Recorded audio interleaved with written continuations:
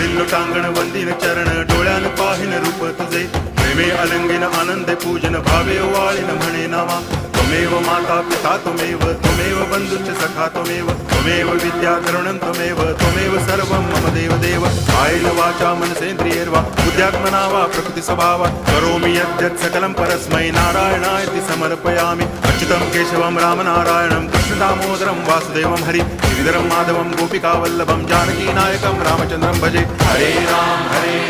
Ram Ram Hare Hare Hare Krishna